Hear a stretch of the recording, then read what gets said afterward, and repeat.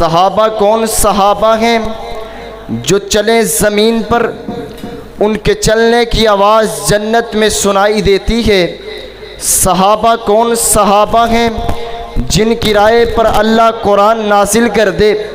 صحابہ کون صحابہ ہیں جن کے لیے میرے نبی ہاتھوں کو اٹھا اٹھا کر کے دعائیں کریں؟ آپ کہیں گے دلیل کیا ہے؟ آئیے دلیل دینے لگوں۔ میرے نبی بدر کے میدان کا جائزہ لے رکھے ہیں۔ جائزہ لیتے لیتے میرے نبی کو ایک ریت کا ٹیلہ نظر آیا۔ میرے نبی نے حکم فرمایا میرے خیمے کو اس ریت کے ٹیلے پر لگا دیا جائے، اور خیمہ بھی وہ لگایا گیا جس کی چھت نہ تھی۔ ایسے خیمے کو عربی کے اندر عریش کہتے ہیں۔ میرے نبی کے لیے عریش کو لگا دیا گیا۔ میرے نبی اس خیمے کے اندر تشریف فرما، میرے نبی نے اپنے ہاتھوں کو اٹھا لیا۔ میرے نبی رب کے سامنے دعا کرنے لگے۔ میرے نبی رب کے سامنے التجا کرنے لگے۔ میرے نبی رب کے سامنے آنسو بہانے لگے۔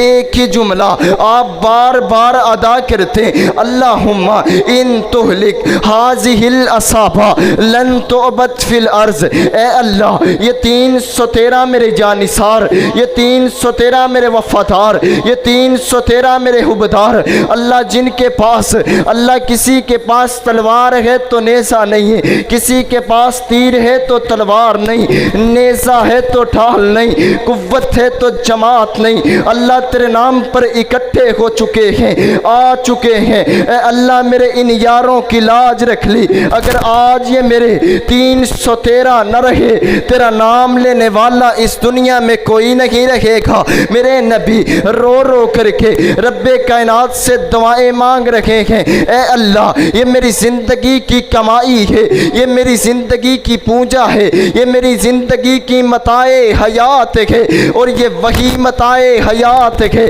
جس کے لیے حفیظ جلندری نے کہا تھا یہ پہلا جیش تھا اس دنیا میں افواج الہی کا، جسے اعلان کرنا تھا خدا کی بادشاہی کا۔